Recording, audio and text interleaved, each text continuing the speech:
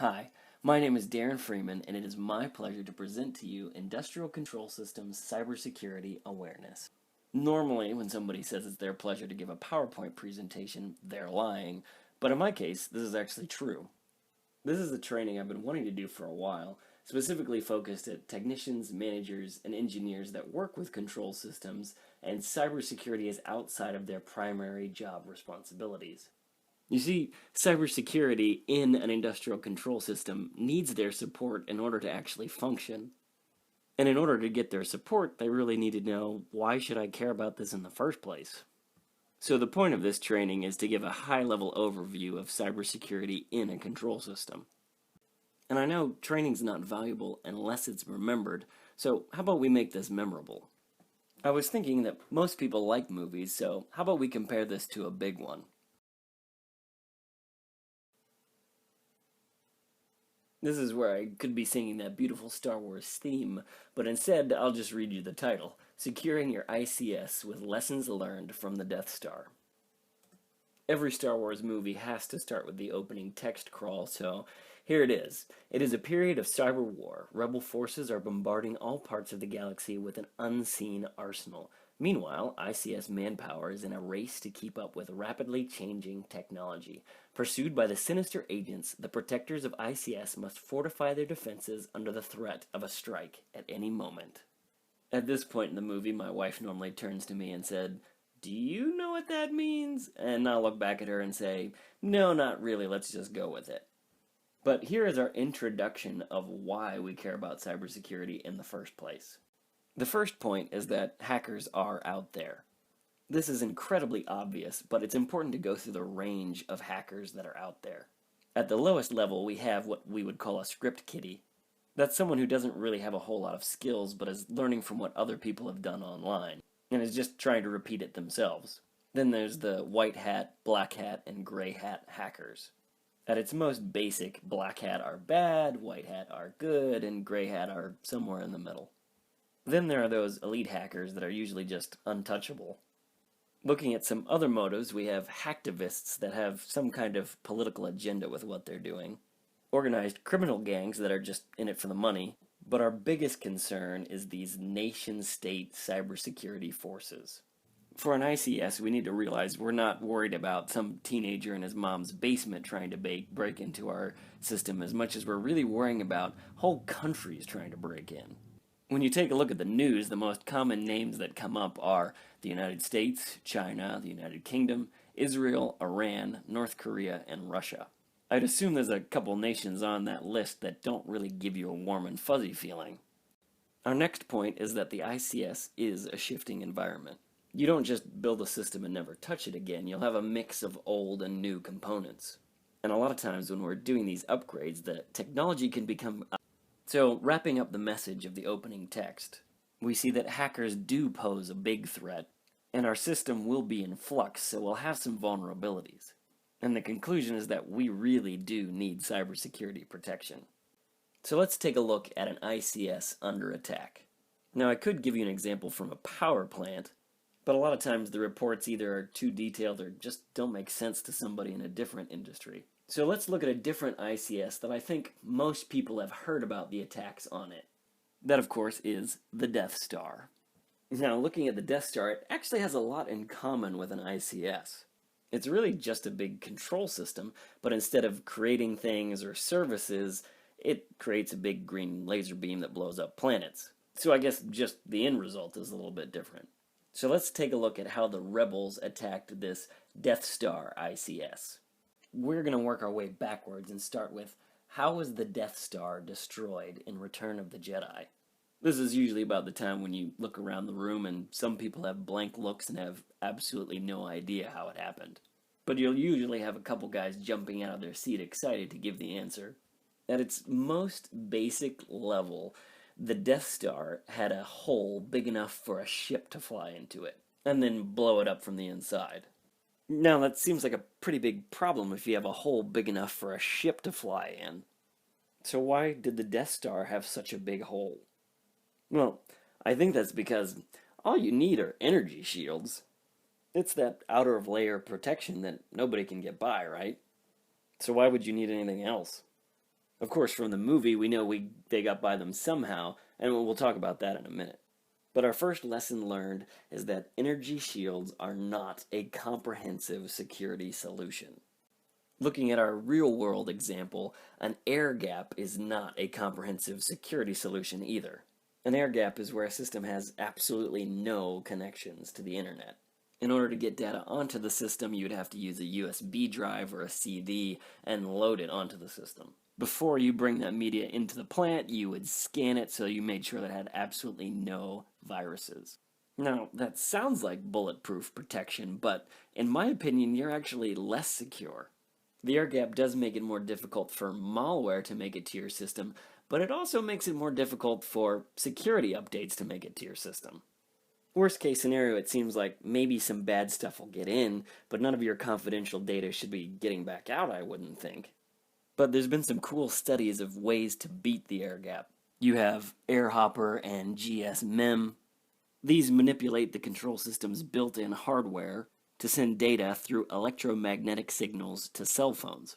And BitWhisper is a cool idea that actually causes the computer to overheat in a signal type way in order for other computers to be able to read what it's saying. In truth, these examples of air gap malware aren't going to break most control systems. But it's important to see that there are technical solutions to defeat them. And these three examples all came from the same university in Israel. And if we know about these, how many more don't we know about? So just having an air gap isn't enough. We really need layered protection, what we like to call in cybersecurity, defense in depth. So how did the rebels get past the energy shields? The technical answer is that the rebels blew up the shield generator on the planet the Death Star was orbiting. But the real answer is that they used a little bit of charisma and a whole lot of deception. The rebels first got onto the planet using a stolen transport shuttle and stolen clearance codes. So, to our Death Star ICS crew, we think these guys are coming through, but actually, it's these guys.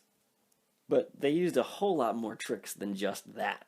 When I look at the attack from a security level, in truth, Han Solo had no military strategy whatsoever. He was just tricking his way through it all. He started by using these little bears to distract the army. He even goes so far to use the old tap you on the shoulder trick and run away. And when he gets locked out, he just tries to hotwire the door. So, our second lessons learned is that if an area is designated as secure, people will try anything to gain access. In the real world, the phrase we use for this kind of attack is social engineering. This may just seem like con artist tricks, but truly this is the way that an attacker will initially get past the air gap. So let's go over the common examples of social engineering. Let's start with phishing. I'm sure you've heard of those emails that say something like, "I'm a princess from Alderaan and I just have so much money. But I need your help to get to it. If you would just give me your bank account information, I would give you some of it." It's kind of surprising these emails are still around, but it just shows that people are still falling for it. But these attackers are just trying to get the low-hanging fruit. When we're thinking about attacks from elite hackers or nation states, now they're probably doing something a little bit more complex. What if you got an email from your vendor specifically addressed to you claiming there's a new software update? All you gotta do is click the link. You've probably already clicked the link before you've stopped to think, hey, wait a second, is this email even legitimate? In a large company, there's just no way around it. Somebody is going to click that link. Next, we'll look at baiting and the watering hole attack.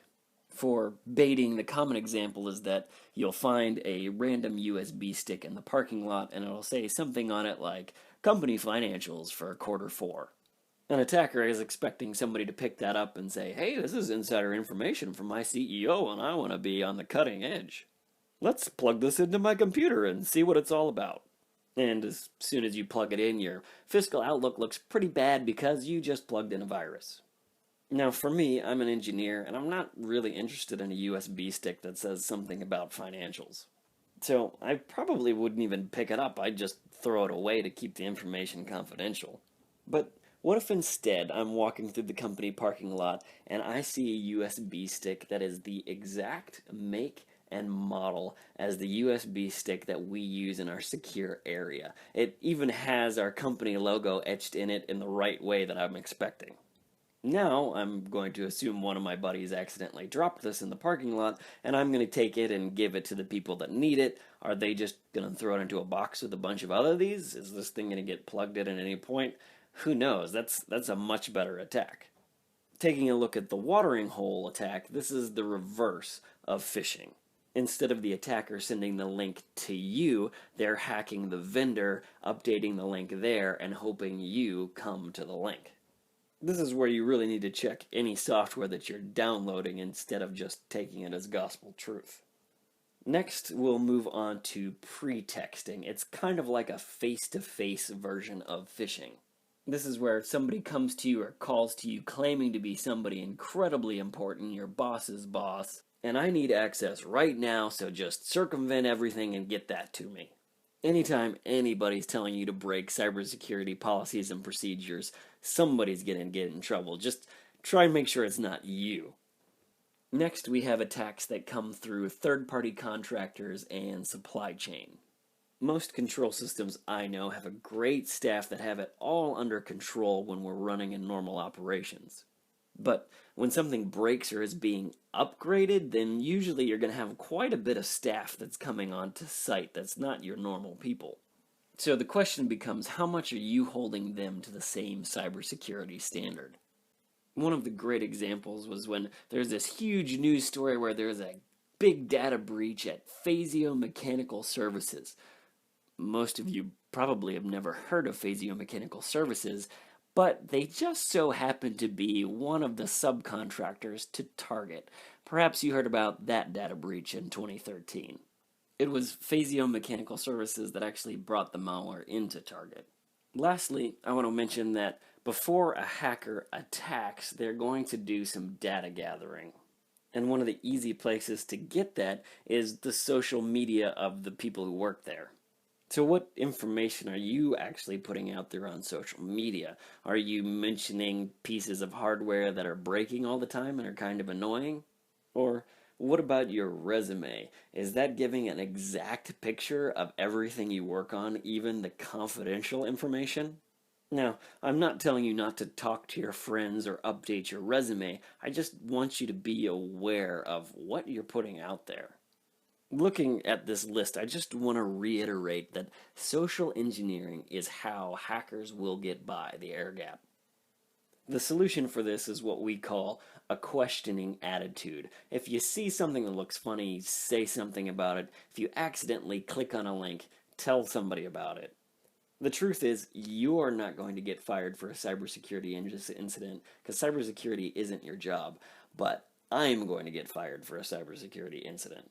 So it's better to tell somebody if you've made a mistake so we can get it solved as quickly as possible. So let's take one more look at an ICS attack in a galaxy far, far away.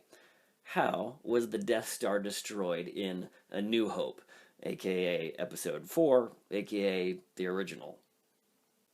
Well, Luke shot a photon torpedo into the thermal exhaust port. This is kind of like stuffing a banana in the exhaust pipe of your car. You need an exhaust pipe, and it is vulnerable, but you can't get rid of it. So our lesson learned number 3 is to protect the holes. In the real world example, this is where our cybersecurity tools come into play. This is where most people see cybersecurity, and quite frankly, they don't really want to because it's just making their job harder, or take a longer time. I want to explain these tools to you because there is a short-term hassle, but that causes long-term benefits. It's worth taking 5 minutes up front in order to prevent your ICS from going down later. Where I come from, when an ICS goes down, that's going to cost you $1 million a day. Cybersecurity tools basically come in 2 varieties. We have tools for prevention and we have tools for detection. We'll start with the prevention tools because that's where most people feel the pain. Antivirus is the most basic and you probably have it on your home computer. It's the most common cybersecurity tool, but it's really not that valuable. It's just catching the low-hanging fruit that has an obvious cybersecurity signature. That shows it's bad. The next step up is whitelisting. This is where you have a list of approved programs, and these are the only programs that your system will allow to run. This is great for a control system because you probably have a really good idea of what should run, and so you can block absolutely everything else out. The problem is when you're trying to update your system, usually this can get in the way. So you have to know what you're doing in order to update your whitelist properly. Next, we have device control, and this blocks any hardware devices that you would try and connect to the system. This is the one I get the most complaints about. Why can't I plug in my USB? Or this DVD's not working like it's supposed to. Our expectation in normal operation is that nothing new should be going on the plant, so I'm going to be stopping you if you're trying to do that. And if you just talk to me first, we can work it out and make it so it works. Next, we have file integrity monitoring, which goes a step beyond whitelisting, and that's just looking at the high-level programs, and it's also checking to make sure nothing is being changed in the files underneath. I'm sure we'll need to work together to make sure this thing is configured properly, so I'm not blocking you from doing what you need to do, but I'm also protecting the critical stuff. And lastly, but probably most obviously, is patching. We need to keep the system up to date, and that means I'm going to have to come on quite often and update your system. It might seem silly to need so many updates, but usually the best malware is attacking a hole that had been patched years ago. These are the tools that are going to help stop an attack in the first place. But we can't expect to be perfect all the time. What happens if your prevention-based cybersecurity tools get bypassed? This is where our second set of tools come into play. These are our detection-based cybersecurity tools. We have a centralized log manager, also called a SIM, which stands for Security Information and Event Manager, and we also have network log collection using a NIDS, meaning Network Intrusion Detection System. You could use your NIDS in prevention mode, but then that might be stopping some traffic that you really need in an ICS environment. So more often we just stick to detection. The point of these tools is to collect all of the information that's going on in the system, and hopefully we can detect if we get attacked. Then maybe we can prevent it. These tools are also important because their records are what are going to be used by investigators and could show up in a court of law. In many cases, it's not going to be if you get attacked, but when you get attacked, and did that already happen in the past? So that's an overview of our cybersecurity tools, and I just want to reiterate that yes, I know they're going to have a short-term hassle, but they are going to give long-term results. We're protecting the system, which is good for all of us and our jobs.